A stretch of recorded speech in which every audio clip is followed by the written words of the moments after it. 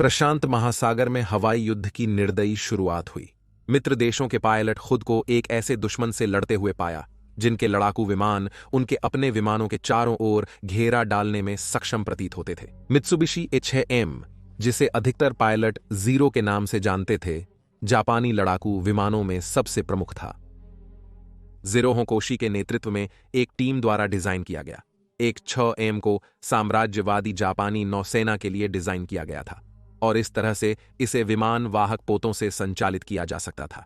उस समय अधिकांश वाहक आधारित लड़ाकू विमानों को वाहक संचालन की कठिनाइयों के लिए उपयुक्त बनाने के लिए किसी न किसी प्रदर्शन पहलू का त्याग करना पड़ता था। लेकिन जीरो को डरावना बनाने वाली बात यह थी कि इसका प्रदर्शन पहली बार भूमि आधारित विरोधियों के समकक्ष हो सकता था, जिसकी जानकारी दिसंबर 1941 से पहले मित्र देशों की खुफिया जानकारी में लगभग गायब थी।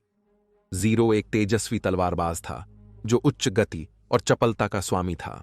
विपरीत रूप से अधिकांश मित्र देशों के लड़ाकू विमान जैसे यूएस नेवी का ग्रुम्मन 4 अतिरिक्त सुरक्षा के कारण बड़े और भारी थे, जिसे जीरो ने उत्कृष्ट प्रदर्शन प्राप्त करने के लिए छोड़ दिया था। इसलिए जल्दी समझा गया कि एक अधिक शक्तिशाली लड़ाकू विमान की जरूरत थी जो बिना सुरक्षा और आग्नेयास्त्रों की सुविधा के त्याग के यूएस पायलटों को जीरो के प्रदर्शन के बराबर दे सके। इससे द्वितीय विश्व युद्ध के सबसे महान लड़ाकू विमानों में से एक ग्रुम्मन F6F हेलकैट के विकास की ओर अग्रसर हुआ। विश्व के युद्धों में आपका स्वागत है। पर्ल हार्बर से भी पहले यूएस नेवी वाइल्डकैट की जगह लेने के लिए एक नए लड़ाकू विमान की तलाश में थी और एक बार फिर ग्रुम्मन कॉरपोरेशन ने एक प्रोटोटाइप के लिए अनुबंध जीता जिसे XF6F-1 कहा गया। यह अनुबंध 30 जून 1941 को हस्ताक्षरित किया गया था।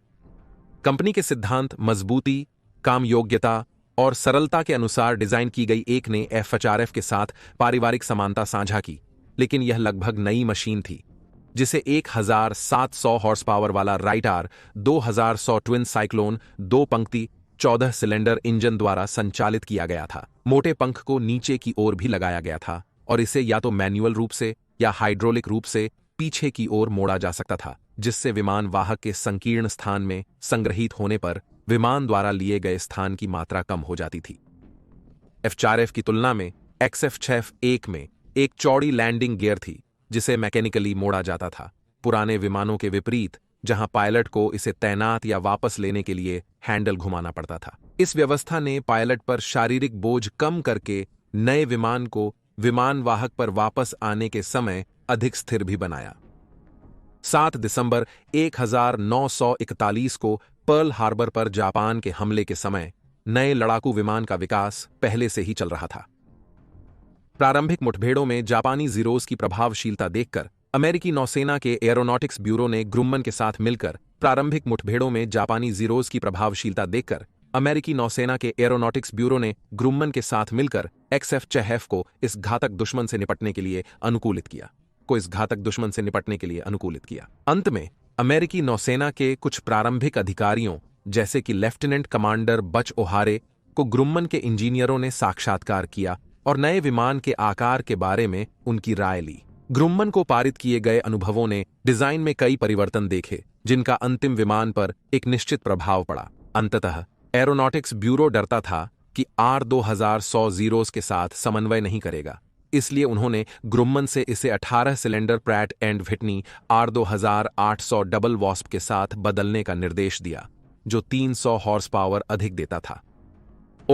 हारे जैसे पायलटों ने ग्रुम्मन को कॉकपिट को ऊंचा करने और इंजन काउलिंग तरफ अग्र फ्यूजलाज की ढलान बढ़ाने के लिए कहा ताकि दृश्यता बढ़े।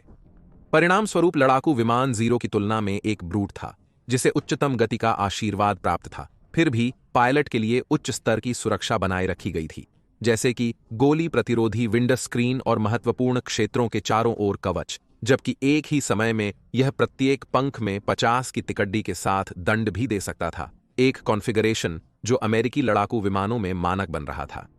बाद में बम और अनिर्देशित रॉकेट जैसी 2000 पाउंड की जमीनी हमले की क्षमताएं शामिल की गई थीं, जिन्हें पंखों के नीचे या एक केंद्रीय हार्ड पॉइंट पर ले जाया जा सकता था, जिसका उपयोग 775.71 लीटर के बाहरी ईंधन टैंक को ले जाने के लिए भी किया जाता था। पहला प्रोटोटाइप अभी भी मूल ट्विन साइक्लोन इंजन द्वारा संचालित था और 26 जून 1942 को पहली बार हवा में उड़ान भरी। इसके बाद डबल वॉस पावर्ड वेरिएंट की पहली उड़ान ठीक 1 महीने बाद 30 जून को हुई।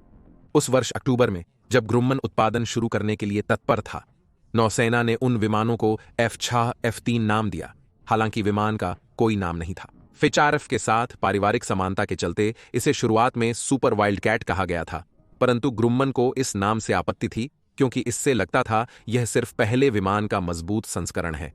के साथ पारिवारिक समानता के चलते इसे शुरुआत में सुपर वाइल्डकैट कहा गया था, परंतु ग्रुम्मन को इस नाम से आपत्ति थी क्योंकि इससे लगता था यह सिर्फ पहले विमान का मजबूत संस्करण है।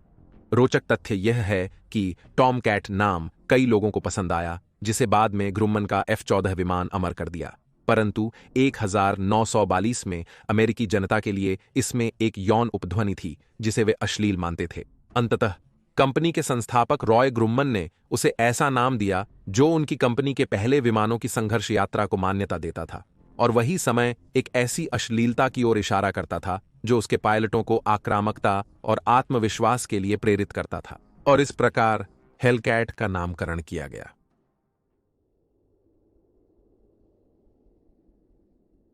उत्पादन F6 F3S के अक्टूबर 1942 में असेंबली लाइन से बाहर आने के साथ विमान की हैंडलिंग और जीरो के खिलाफ लड़ाई की खूबियां और कमियां ध्यान में रखते हुए नई प्रशिक्षण व्यवस्था तैयार की गई। यूएस नेवी के प्रशिक्षकों को A6M20 के कब्जे और परीक्षण से बहुत सहायता मिली जब इसे एल्यूशियन द्वीपों में एक US navy Catalina flying boat के प्रतिरक्षा आग के बाद मारा गया और इसके पायलट 19 वर्षीय तादायोशी कोगा की दुर्घटनाग्रस्त मृत्यु अकुतान द्वीप पर हुई। F6F के मुकाबले जीरो अभी भी मोड़ दर में विशेष रूप से चपलता में अधिक था। पायलटों ने बताया कि हेलकैट लंबवत अक्ष में बेहद स्थिर था, जिससे विमान को वापस वाहक पर लाने में बहुत मदद मिली, लेकिन उच्च गति पर छोड़कर यह लाभ विमान को मोड़ में काफी सुस्त बना देता था। अतः F6F पायलटों ने उच्च गति का उपयोग करके जीरो से जुड़ने का समय चुनने पर ध्यान केंद्रित किया, सुनिश्चित करते हुए कि वे हमेशा अग्रसर बने रहें और धीमे गति के युद्ध से बचें। विमान के नियंत्रण भारी महसूस होने के कारण मदद नहीं मिली। फरवरी 1923 में F6F के साथ पुनः सुसज्जित VF9, जो पहला यूएस नेवी स्क्वाड्रन था, USS एसेक्स वाहक से उड़ान भरते हुए कैरियर एयर ग्रुप 9 के बैनर के तहत था। आगामी महीनों में F4FS को अधिकतर हेलकैट्स ने प्रतिस्थापित किया, जैसा कि यूएस नेवी ने अपनी ताकत बढ़ाई। अंततः 1 सितंबर 1923 को नया नौसैनिक लड़ाकू अपनी बंदूकों का उपयोग करने में समर्थ था। VF9 से 2 VF9 से 2 F6Fs ले जूनियर रिचर्ड एल ने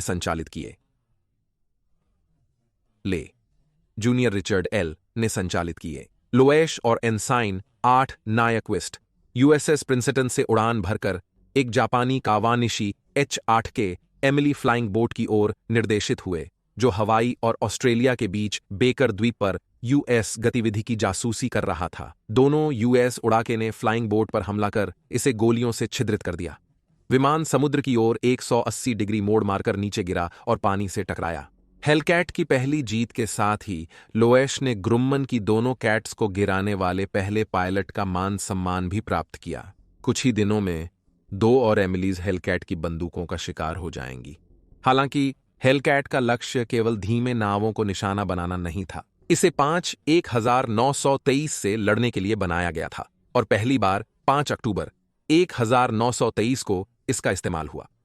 14 को जापानी कब्जे वाले वेक द्वीप पर 44 घंटों की अवधि में एक श्रृंखला के हमले शुरू करने का आदेश दिया गया था ताकि वहां जापानी शक्ति को कम किया जा सके। सूर्योदय से पहले और खराब मौसम में उड़ान भरते हुए कई विमान अपने मिलन स्थल को चूक गए, लेकिन 47 हेलकैट्स ने द्वीप के जापानी रक्षकों के खिलाफ आरोप लगाया, जिन्होंने जवाब में 27 जीरोस को उतारा।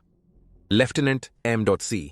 हॉफमैन और एनसाइन रॉबर्ट W. VF5 के डंकन ने पहले जीरो से संघर्ष किया। डंकन ने हमला शुरू करने से पहले कई दुश्मन विमानों को गठन में देखा। जीरोस में से एक को अलग कर उसने 0.10 कैलिबर की गोलियां शिकार के कॉकपिट और इंजन में डाली और देखा कि वह अंधेरे आसमान में आग पकड़कर उज्ज्वल हो गया। डंकन के पास जश्न मनाने का समय नहीं था, क्योंकि उसने देखा कि दुश्मन विमान उसके स्क्वाड्रन साथी की ओर मुड़ रहा था। डंकन ने हमला किया, जिससे जापानी विमान को टूटना और एक लूप में जाना पड़ा। उसका हेलकैट करीब था।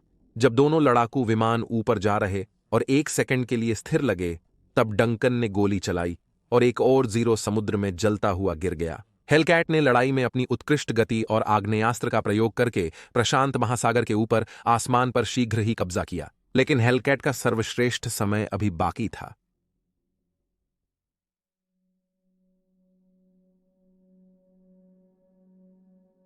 एक 1954 के जून में, जब नॉर्मंडी के सहयोगी हमले पर विश्व का ध्यान केंद्रित था, प्रशांत में अमेरिकी नौसेना ऑपरेशन फॉरेजर के तहत मारियानास द्वीप समूह से जापानी बलों को निष्कासित करने की योजना बना रही थी। एक बार यह प्राप्त हो गया तो द्वीपों का उपयोग जापानी मुख्य द्वीपों पर बीदोनो सुपर फोर्ट्रेस हमलों को शुरू करने के लिए जापान के संभावित हमले की तैयारी में किया जा सकता था। 5 ने इस ऑपरेशन की नेतृत्व की थी। 11 जून को साइपन के खिलाफ हवाई हमलों के साथ ऑपरेशन शुरू हुआ।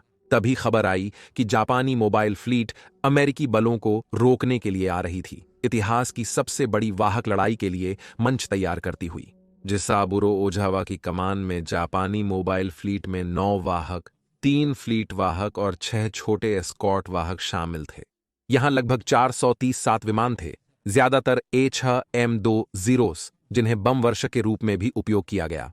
इस बल का सामना कर रहे थे वाइस एडमिरल मार्क ए मिचर का टास्क फोर्स 50-8, जिसमें 15 वाहक 7 और 8 थे, और इनमें 873 विमान सवार थे, जिनमें से लगभग आधे हेलकैट्स थे। भूमि आधारित विमानों की सहायता के बावजूद भी जापानी बलों को भारी नुकसान हुआ, पर अब वे अपने द्वीपों की रक्षा के लिए लड़ रहे थे और अमेरिकियों की प्रगति को रोकने के लिए कुछ भी करने को तैयार थे। 19 जून की सुबह 05:50 बजे एक शून्य ने अमेरिकी बेड़े को देखा और अपनी स्थिति वापस रेडियो करके लड़ाई को उकसाया। जीरो को बेड़े की आग से गिराने से पहले ही हेलकैट्स ने इसे रोक दिया था, लेकिन अब दोनों पक्ष दूसरे की उपस्थिति के प्रति सचेत थे।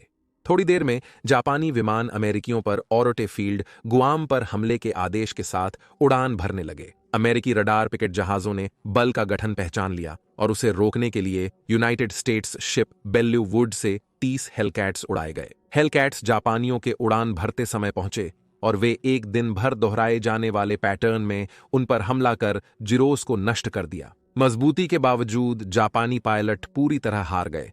उनके 35 विमानों के खोने के बदले में सिर्फ एक को नुकसान पहुंचाया गया। दिन भर में जापानी पायलटों ने अमेरिकी बेड़े पर 4 हमले किए, लेकिन इनकी प्रभावशीलता ग्रुम्मन लड़ाकू विमानों द्वारा लगभग शून्य कर दी गई थी।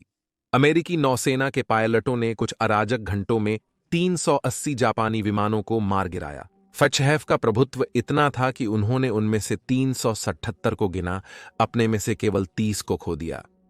वाहक पर एक डिब्रीफ के दौरान दिन की घटनाओं का पुनर्वर्णन करते हुए यूएसएस लेक्सिंगटन के fighter pilot lieutenant junior grade जिगेल जिगीनेफ ने अपनी मिसौरी की ग्रामीण जड़ों के बारे में बताते हुए 4 जापानी विमान गिराने की कहानी कही। उन्होंने कहा, बस एक पुराने समय की टर्की शूटिंग की तरह, ऐसा जिसे फिलीपीन सागर की लड़ाई के नाम से जाना जाता है। वायु युद्ध के भाग को महान मारियानास टर्की शूट के रूप में याद किया जाएगा। हेलकैट की उच्च आकाश नियंत्रण के कारण अमेरिकी बम वर्षक और टॉर्पीडो विमान, साथ ही पनडुब्बियां जापानी विमानों के अल्प अवरोध के चलते जापानी बेड़े पर गहरा नुकसान पहुंचा सके।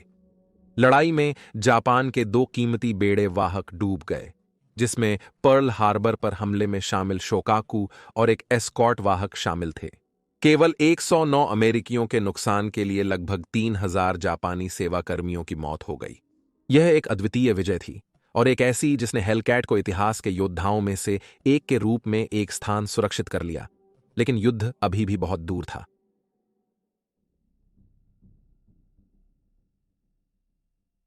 अपनी उपलब्धियों पर संतुष्ट नहीं होकर ग्रुम्मन के इंजीनियरों ने पहले से अधिक उत्कृष्ट हेलकैट बनाने की दिशा में समर्पित रहे। हेलकैट के प्रदर्शन के बावजूद, जो कभी डरे हुए जीरो के खिलाफ था, मित्र देशों की खुफिया जानकारी पहले से ही नए, अधिक शक्तिशाली जापानी लड़ाकू विमानों के अस्तित्व से अवगत थी, जो या तो पहले से ही सेवा में थे या विकास में थे।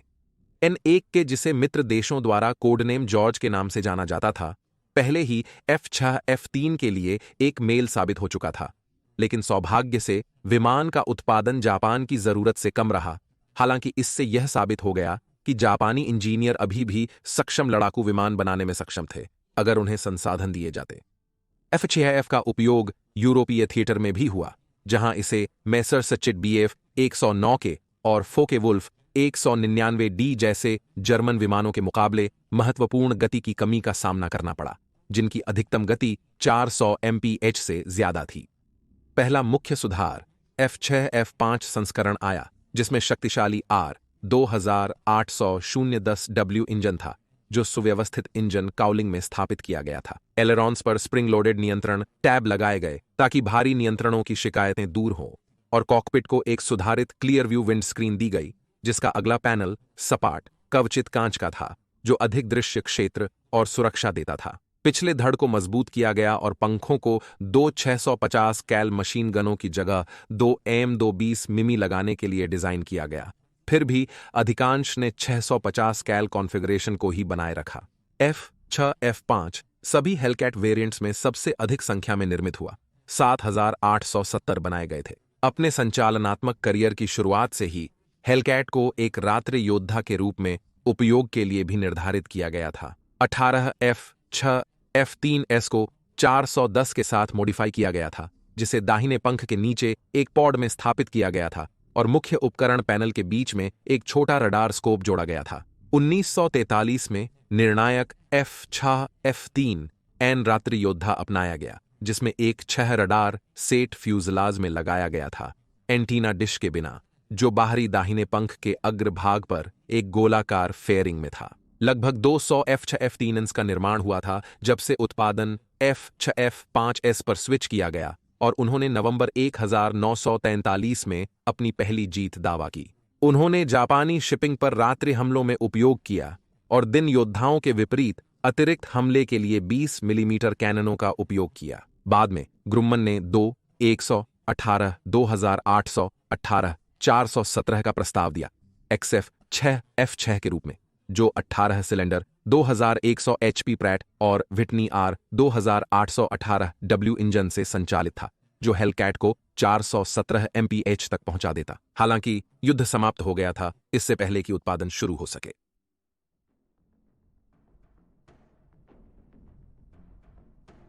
युद्ध के अंत की ओर हेलकैट पायलटों ने खुद को अमेरिकी सैनिकों के लिए निकट वायु समर्थन प्रदान करने में अधिक से अधिक शामिल पाया, जो द्वीपकूद अभियान के अंतिम चरणों के दौरान किनारे पर जा रहे थे। उन्हें कराकाजस से आने वाले भयानक खतरों का मुकाबला करने की भी जरूरत पड़ी। हेलकैट्स ने रॉयल नेवी जैसे सहयोगी वाहकों की सेवा की, जबकि युद्ध के बाद फ्रेंच हेलकैट्स ने वियतनाम युद्ध के पूर्वस्थाव में इंडो चाइना में लड़ाकू बमवर्षक भूमिका निभाई। निस्संदेह हेलकैट प्रशांत में सहयोगी विजय में एक प्रमुख कारक था। युद्ध के बाद के वर्षों में इसकी सफलता का पुनर्मूल्यांकन होता है। यूएस नेवी और मरीन्स ने वॉट F-4U कोर्सर को भी मैदान में उतारा, जो अपने जमीनी समकक्षों के बराबर ही शक्तिशाली था। हालांकि यह F-6F की तरह यूएस कैरियर डेक्स पर उतना आरामदायक नहीं था, इसलिए व्यावहारिक दृष्टिकोण से ग्रुम्मन फाइटर अक्सर पसंदीदा प्रकार था। हालांकि कामिकाजे खतरे ने डेक पर अधिक कोर्सर्स को देखा। दोनों प्रकारों के समर्थक द्वितीय विश्व युद्ध के सर्वश्रेष्ठ नौसैनिक लड़ाकू के खिताब के लिए हैं। इसके अलावा जब 1943 में हेलकैट्स युद्ध में शामिल हुए, तब तक युद्ध की स्थिति पहले ही बदल चुकी थी और जापान ने अपने कई बेहतरीन पायलटों को मिडवे जैसी लड़ाइयों में खो दिया था। उनके स्थान पर आने वाले पायलटों को केवल लड़ाई में शामिल करने के लिए अप्रभावी सरलीकृत प्रशिक्षण पाठ्यक्रम दिए गए थे। इसके अतिरिक्त संसाधनों में कमी का मतलब था कि जापान बड़ी संख्या में अधिक सक्षम लड़ाकू विमान नहीं बना सका, जिसका मतलब था कि हेलकैट मुख्य रूप से जीरो के पुराने संस्करणों से लड़ रहा था, और ये कारक इसकी असाधारण रूप से उच्च सफलता दर में एक प्रमुख भूमिका निभा रहे थे। हालांकि तर्क के दूसरे पक्ष पर वे विमान थे जिनसे लड़ने के लिए हेलकैट को तैयार किया गया था और इसके पायलटों को उनसे उलझने के लिए प्रशिक्षित किया गया था। इसलिए यह इतिहास के महान विमानों में से एक है या नहीं, यह व्यक्तिगत पसंद पर निर्भर करता है, जैसे अन्य उम्मीदवार। हालांकि जो बात बिना किसी सवाल के निश्चित है वह यह है कि जून 1954 में फिलीपीन सागर के ऊपर यह सहयोगियों के लिए जीत लाने के लिए सही समय पर सही विमान था।